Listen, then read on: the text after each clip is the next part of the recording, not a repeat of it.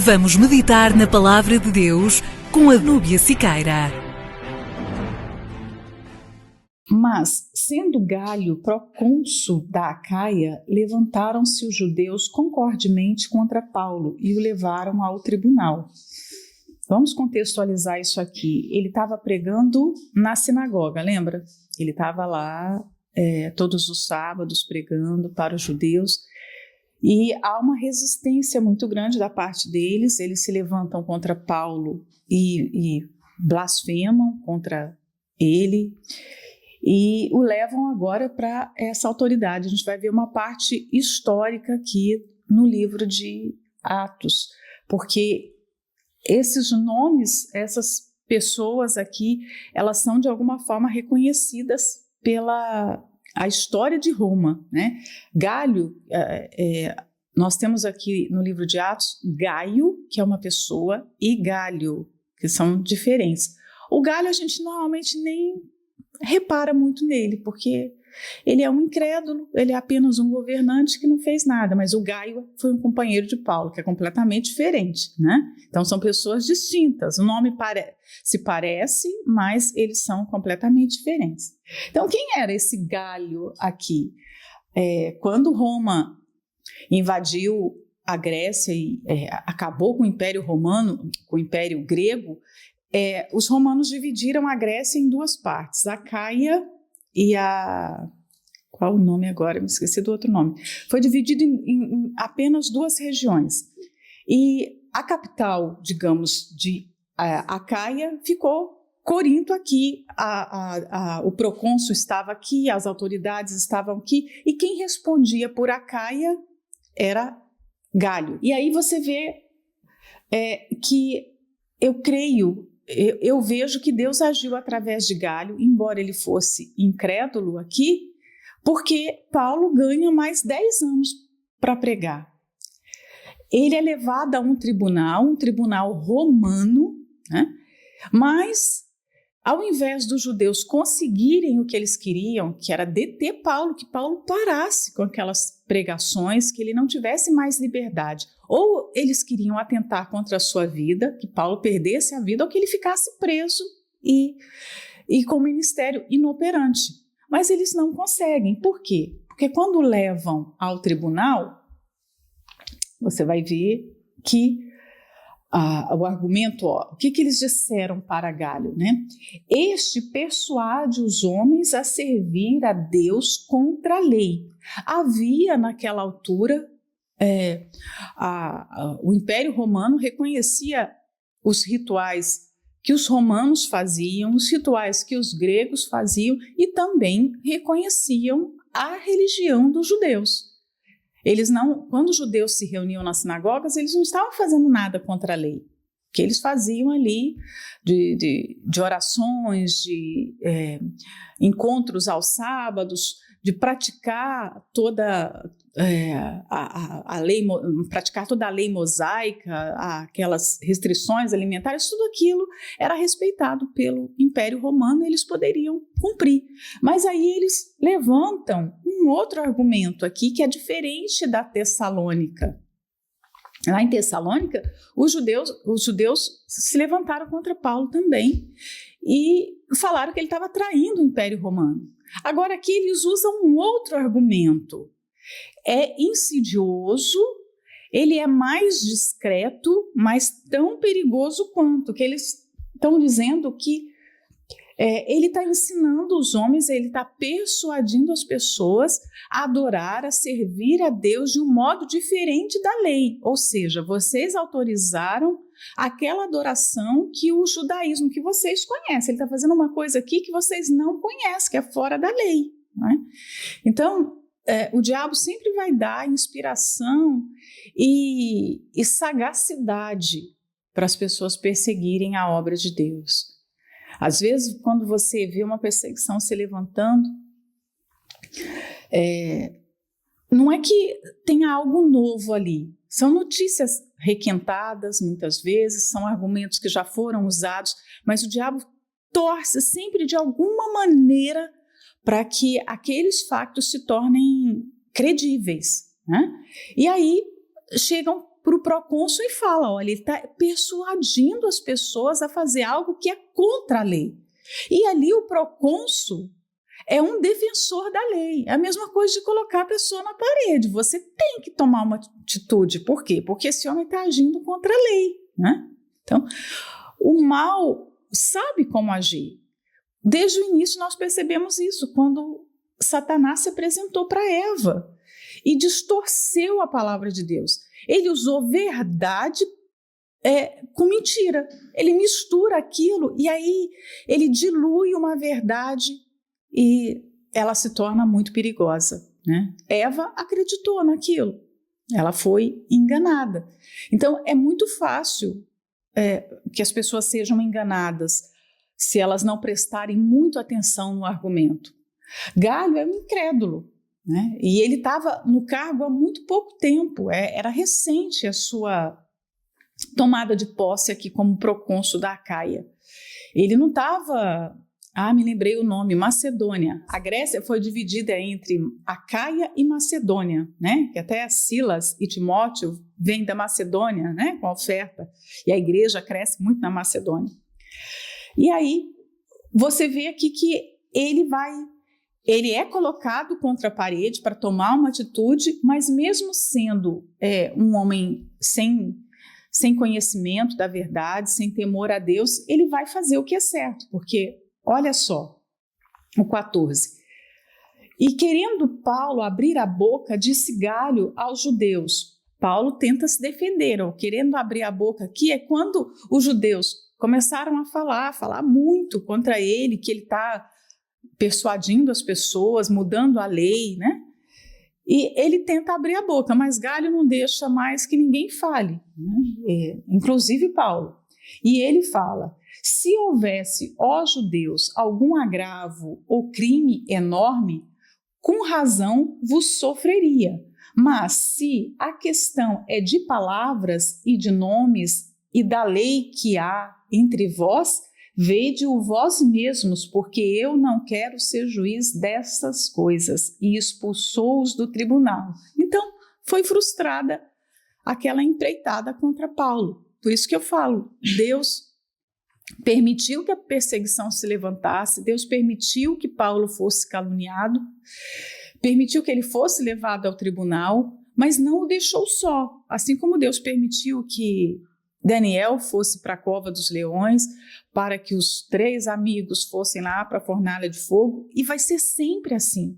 Ele permite as nossas lutas, ele permite que nós sejamos injustiçados, que uma calúnia se levante, que um problema grande venha sobre nós, sobre a nossa casa, mas ele está ali, ele vai livrar, ele não vai nos abandonar.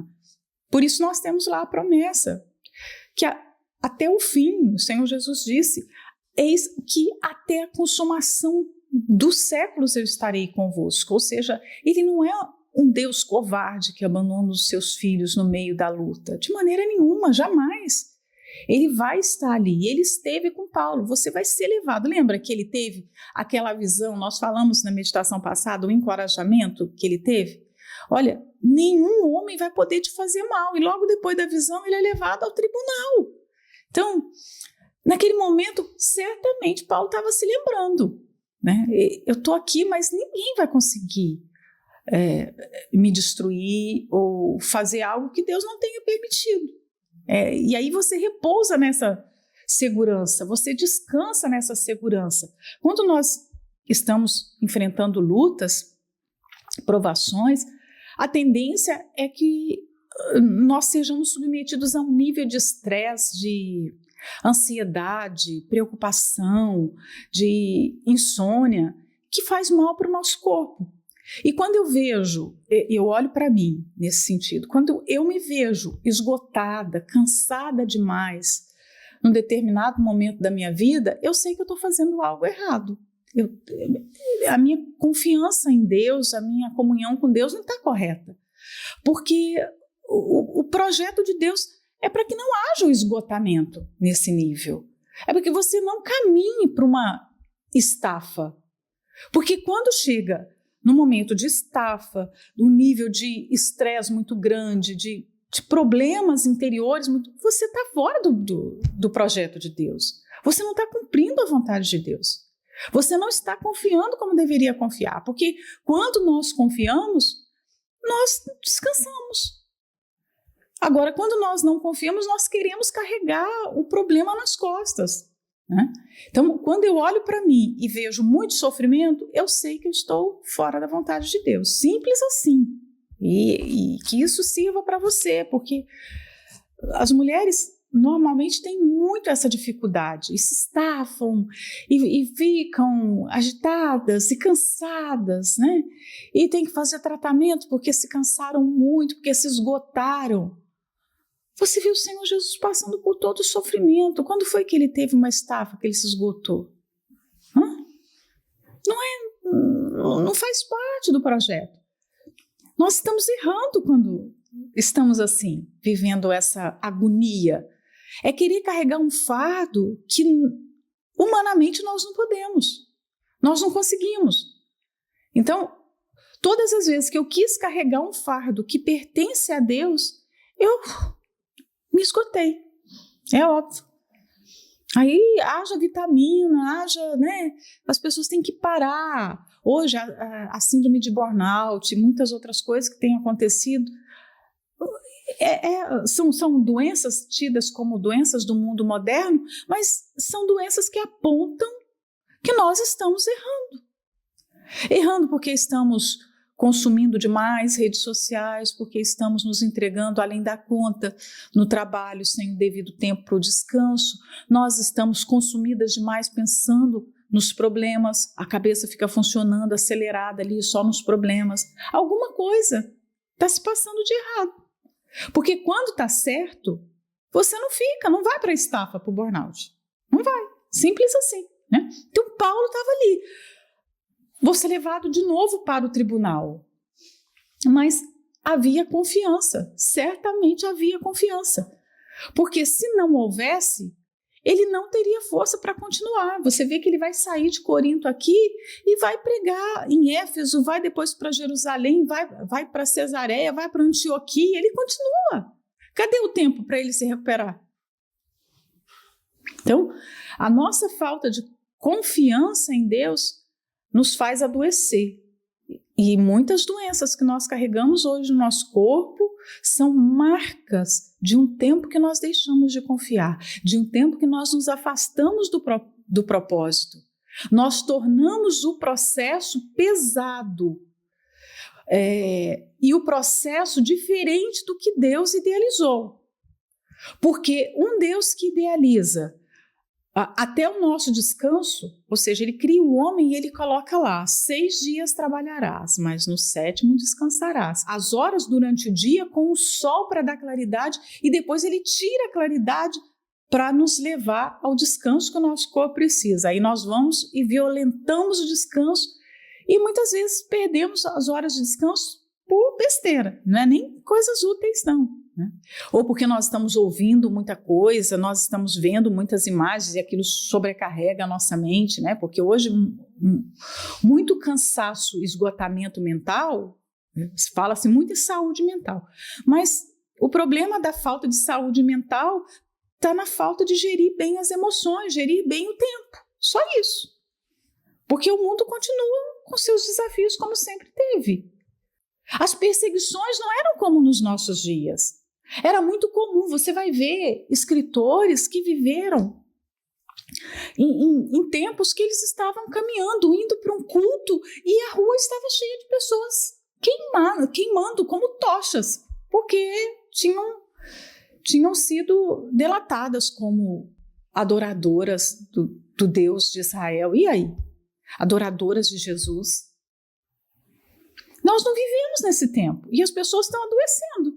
Então, não é o tempo que nos adoece, é a falta de sabedoria para lidar com os desafios, falta de sabedoria para lidar com a responsabilidade que nós temos. Deus nunca vai colocar uma responsabilidade que nós não podemos cumprir. E eu vou bater nessa tecla porque é isso que eu creio. E vou crer assim até o fim. Se Deus nos colocou nesse tempo, Ele nos deu forças, estruturas para viver nesse tempo. E aqueles que estão sendo atropelados pela cultura, pela modernidade, pelas pressões desse tempo, é porque não estão vivendo a palavra como a palavra é. E aí, claro, vão adoecer, vão ficar pelo caminho, vão ficar esgotados, vão se tornar pessoas chatas, mulheres que não conseguem abençoar ninguém, né? Então, Paulo está aqui no tribunal.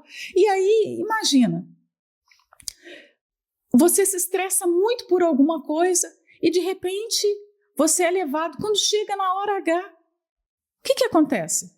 Você imagina se Paulo... Perdi o sono, estou estressado, vou para o tribunal, e agora o que vai ser, o que eu vou falar, e tem que pensar no que eu vou falar, e é assim, é assado, e se acontecer isso, falar aquilo. Ele nem abre a boca, e ninguém nem consegue falar nada. E o homem fala o quê? Eu não vou julgar nada, isso aí é a causa de vocês, vão todo mundo embora daqui, acabou, pronto. Quantas vezes nós já não passamos situações assim? Que a gente fica tão preocupada com aquilo, e aí quando chega na hora H, aquilo não é nada, né?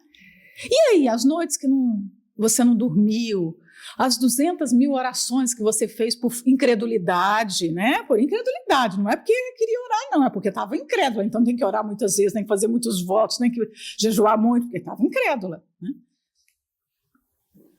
Eu creio que Paulo aqui também deve ter aprendido a sua lição, né? Olha, foi tão rápido, tão simples, eu não precisei nem falar, né? Eu não precisei nem colocar meus neurônios para funcionar, porque quando eu tentei falar, eu fui impedido.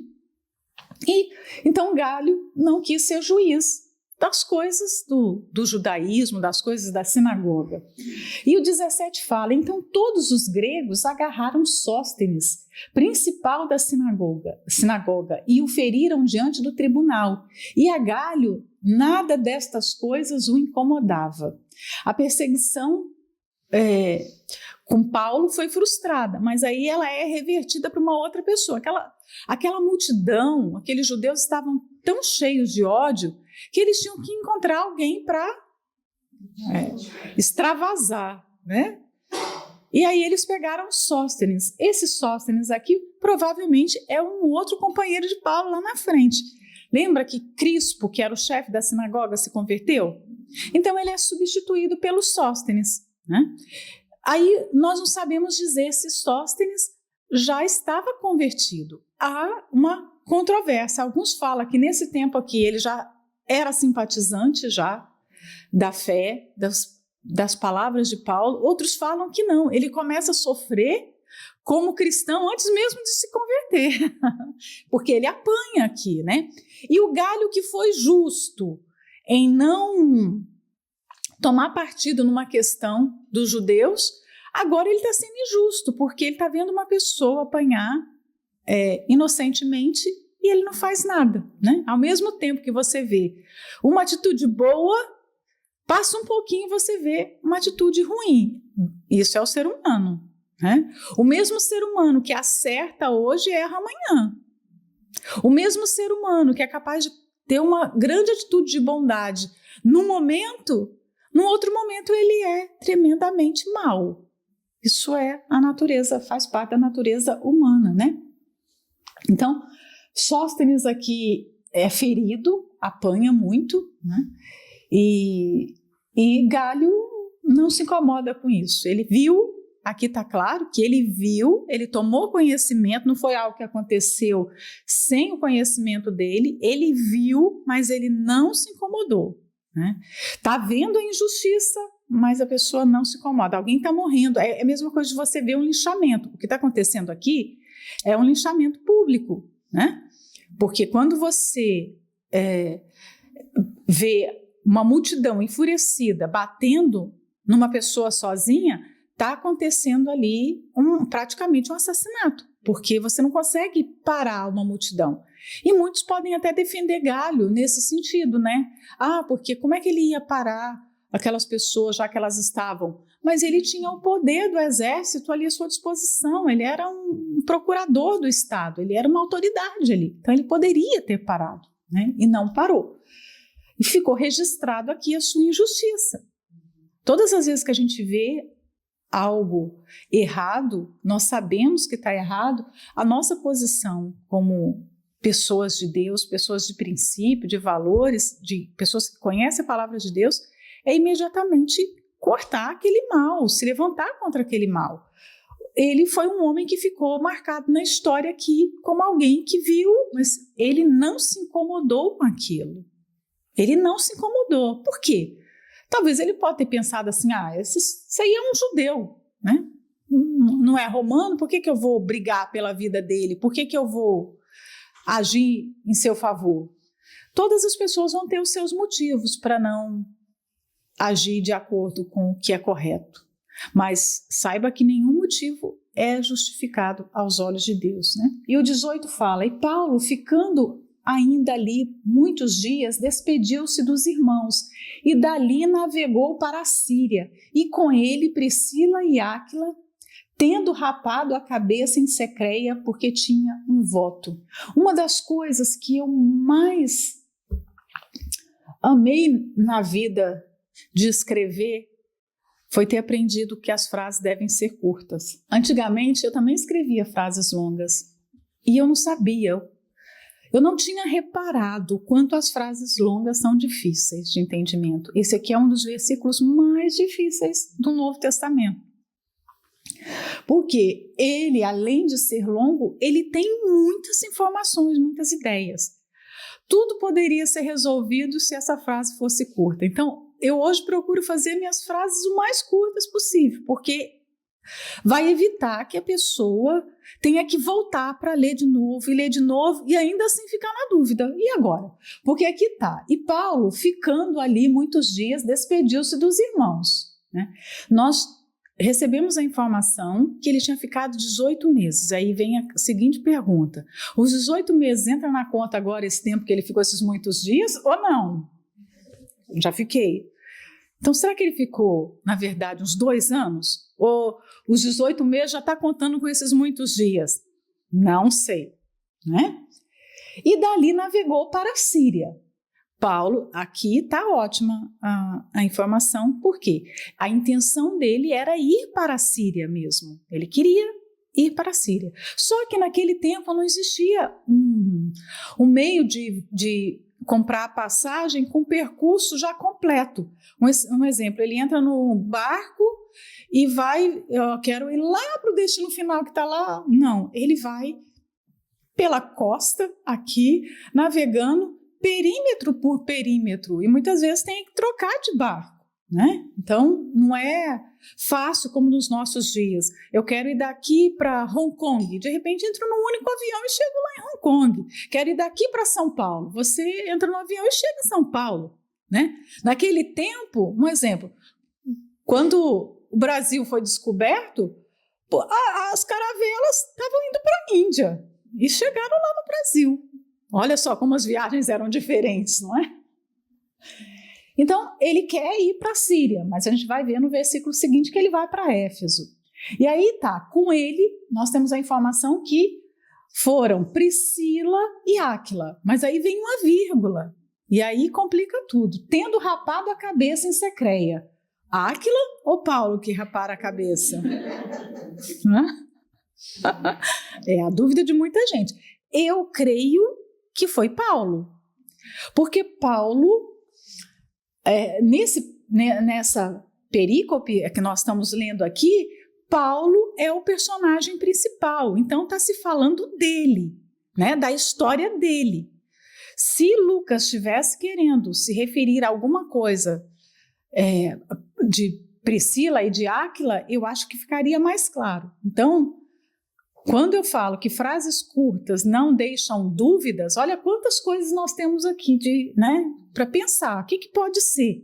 E aí você tem a liberdade de pensar que Paulo ficou em Corinto 18 meses ou que Paulo ficou em Corinto um pouquinho mais alguns dias aqui, mais muitos dias que a gente não sabe, né?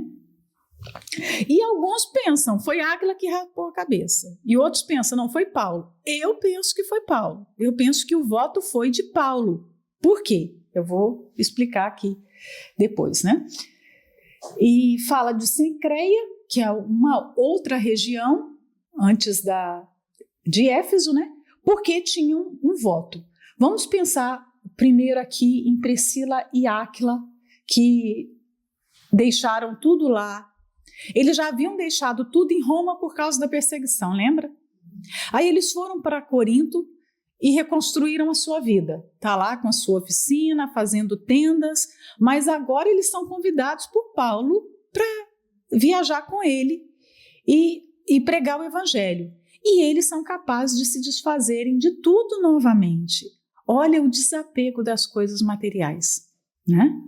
Porque nós não estamos falando de algo simples, assim como de uma pessoa que só tem roupas e vai carregar. Nós estamos falando de alguém que tem uma vida fixa no lugar. Ela está ali com o seu comércio, com os seus projetos, com os seus sonhos, mas eles são capazes de abrir mão dessas coisas para seguir o apóstolo Paulo. E qual o plano que Paulo tinha? Qual a segurança que Paulo oferecia? Hoje nós entramos para fazer a obra de Deus, nós entregamos praticamente a nossa vida a esse projeto, a essa missão de pregar o evangelho, mas nós conhecemos a igreja, não é?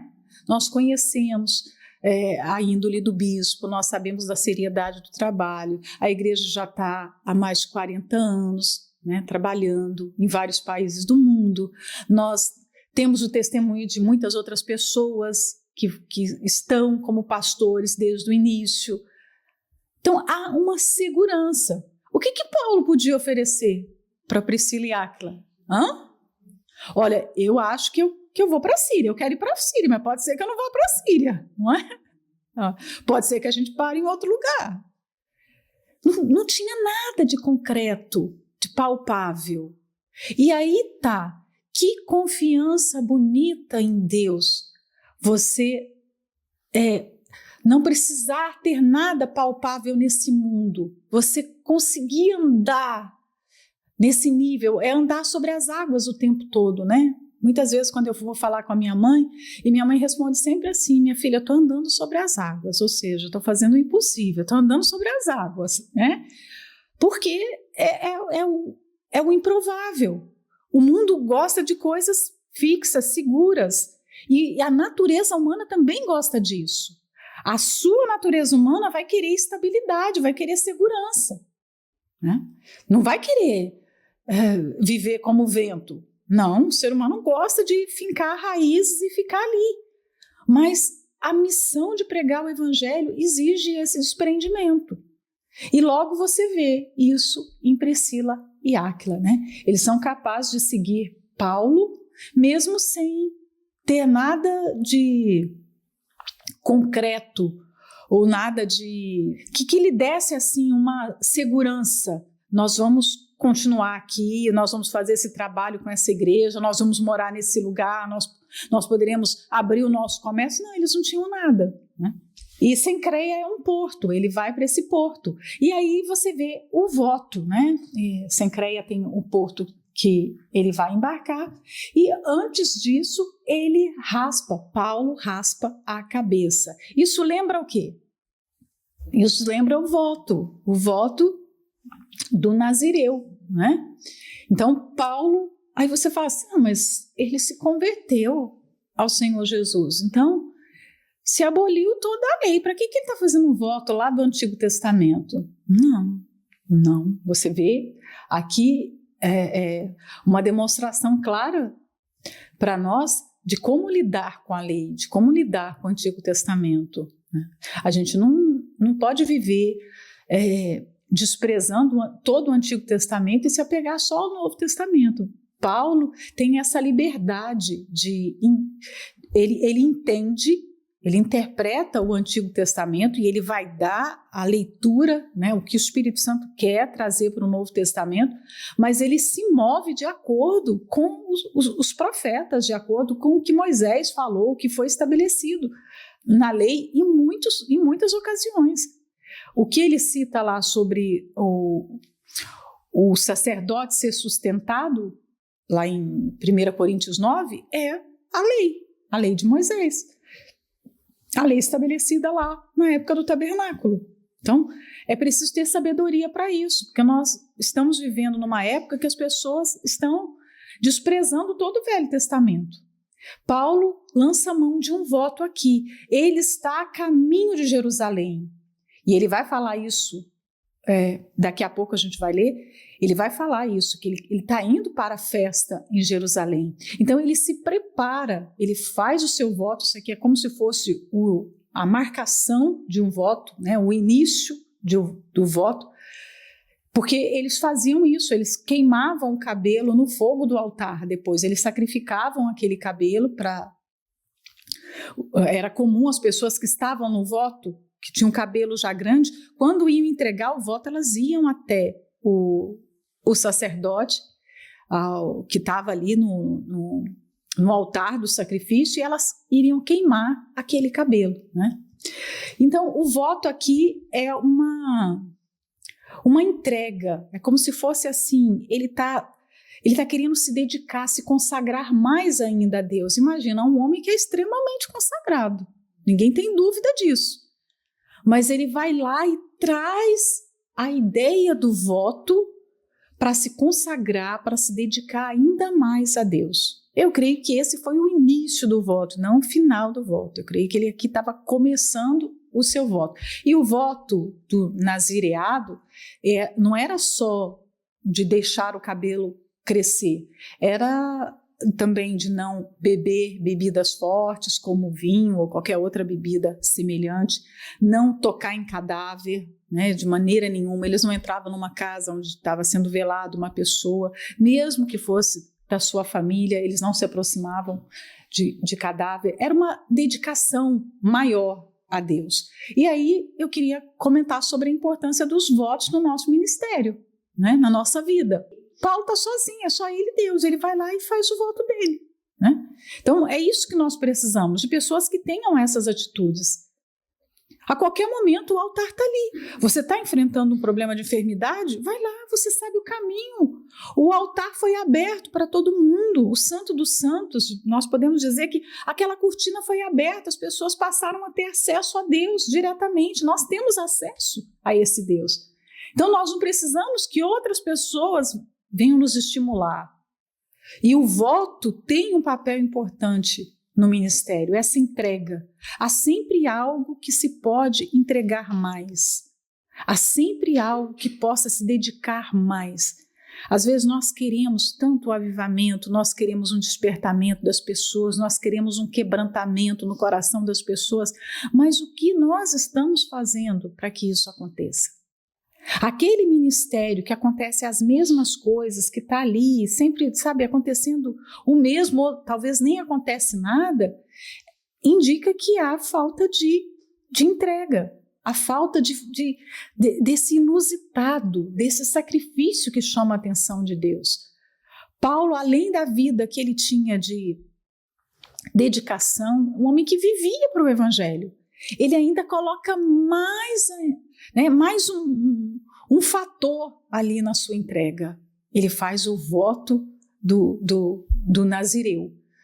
E claro, você de cabeça raspada, você fica um pouco assustador, né? E ainda mais numa cultura como a cultura judaica, que os homens dão um valor muito grande ao cabelo e à barba. Imagina Paulo, né? Careca. Então, qual que é o nosso voto hoje? Qual é o seu voto? Quem está em entrega assim, em dedicação dessa forma? Na oração, no jejum, o que você tem feito hoje? Eu sei que às vezes as pessoas falam assim, mas não é pelo fazer. Eu também já falei isso, que não é pelo fazer. A gente não tem que se apoiar no fazer, mas no fazer sem fé. O fazer com a fé é importante, o fazer com o propósito certo, com a motivação correta é importante, né? Então, os votos na nossa vida diária devem existir e devem ser executados independente de alguém pedir. E o 19 fala, e chegou a Éfeso e deixou-os ali. Deixou quem? Priscila e Áquila, né? Mas ele, entrando na sinagoga, disputava com os judeus. Mas nós não lemos lá que ele falou em Corinto? Eu vou deixar vocês agora e vou para os gentios. né? Mas ele entra em Éfeso e ele vai aonde? Na sinagoga. Ali em Corinto, aquilo foi uma verdade, porque ele já tinha se desgastado ao extremo pregando para aquele povo, ele já tinha estado ali meses e meses pregando para aqueles judeus. Então, quando os judeus começaram a blasfemar contra ele, ele viu que era o momento de sair. Mas agora Éfeso é uma nova cidade, é um novo povo. Para onde ele vai? Ele chega e ele vai para o seu povo, né? Paulo não desiste dos judeus e você vai ver isso até o fim. Ele é o apóstolo dos gentios, mas a gente também não pode esquecer que ele pregou muito para o seu povo, para os judeus. E ele fala lá em Romanos, né, da vontade que ele tinha que aquele povo se convertesse. Tem uma passagem onde ele fala que se ele pudesse, ele se entregaria à morte por aquele povo, para que aquele povo se convertesse. Então, Paulo nunca vai conseguir ignorar os judeus, né? Deus o levantou para ser o pregador aos gentios, mas ele está lá, ele vai lá em Éfeso falar com os judeus. Mas os judeus de Éfeso são diferentes. E agora vai ser depois, né? Eu não vou falar agora sobre tudo isso, senão a gente não vai ter tempo. Por que eu falo que eles são diferentes? Porque no 20 fala que eles rogaram para que ele ficasse. Os outros mandavam ele embora, expulsavam. Agora esses aqui não, eles rogam, fica mais com a gente. Ele está com os judeus, olha isso. Ó. Ele desembarca em Éfeso, lembra que ele fala que ia para a Síria, mas ele embarca em Secreia e desembarca onde? Em Éfeso. E ele vai direto para a sinagoga. Priscila e Áquila, ele quer que o casal fique ali em Éfeso para fazer o trabalho, eles vão procurar um lugar e Paulo vai correndo para a sinagoga. E agora ele está pregando ali, ele está ali com aqueles judeus e ele deve ter falado já logo no início, eu não vou poder ficar aqui muito tempo porque eu quero ir para Jerusalém. E os judeus começaram a, não, fica mais um pouco conosco, não vai embora agora, né? E rogando-lhe eles que ficasse com eles por mais algum tempo. Mas o que Paulo faz? Ele não quis ficar, ele não consentiu, ou seja, obviamente ele estava ali já determinado, né? Já tinha o foco dele do que precisava ser feito. Antes se despediu deles dizendo, é-me de todo preciso celebrar a festividade que vem em Jerusalém, mas querendo Deus, outra vez voltarei a vós. E partiu de Éfeso. Então, por mais que os judeus tivessem insistido, ele foi para Jerusalém e ele falou aquilo que a gente hoje costuma falar, né? Se Deus quiser, eu volto aqui, né? Se Deus quiser, querendo Deus, outra vez voltarei para vós. E por que eu vou terminar a meditação agora com isso? E por que Paulo estava tão desejoso de ir para Jerusalém? Porque ele queria tanto encontrar com a igreja em Jerusalém.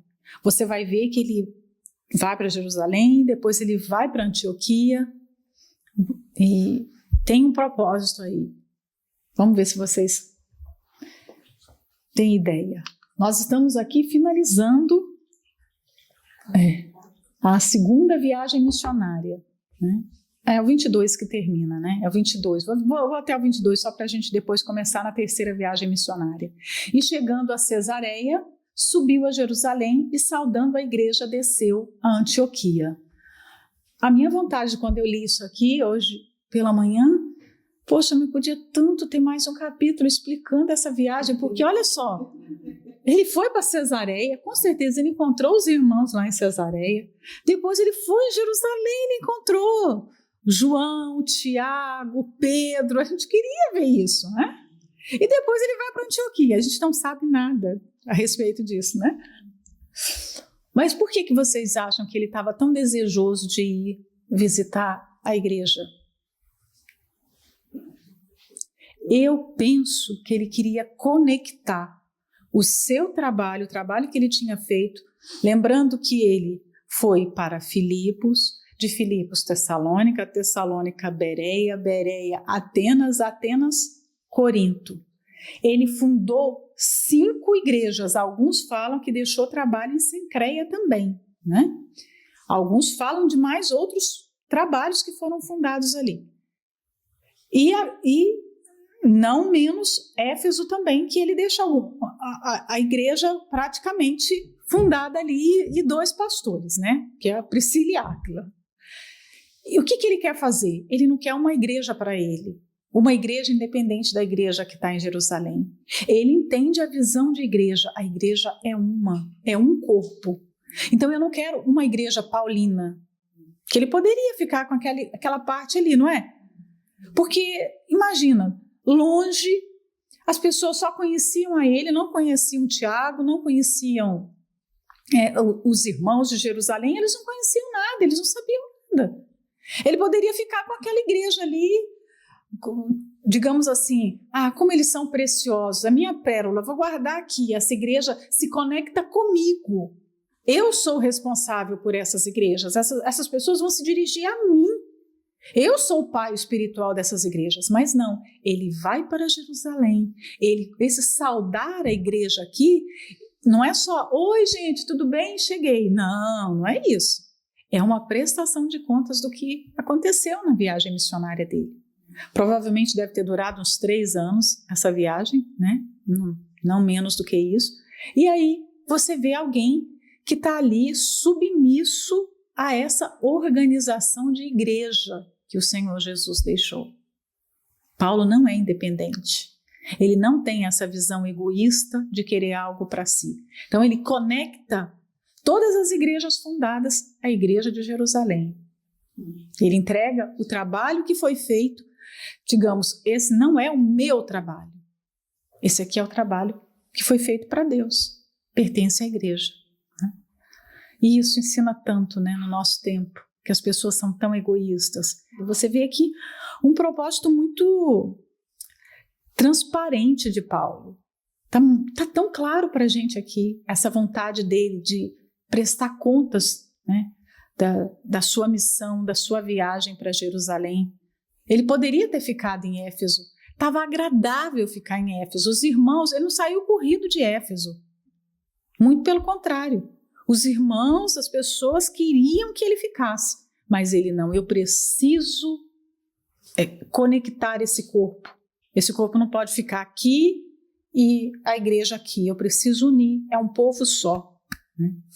Então, eu termino a meditação com essa reflexão e a gente volta no 23, que já é outra viagem missionária, que é a 3ª viagem de Paulo, né? Depois que ele parte de Antioquia. Deus abençoe a todas.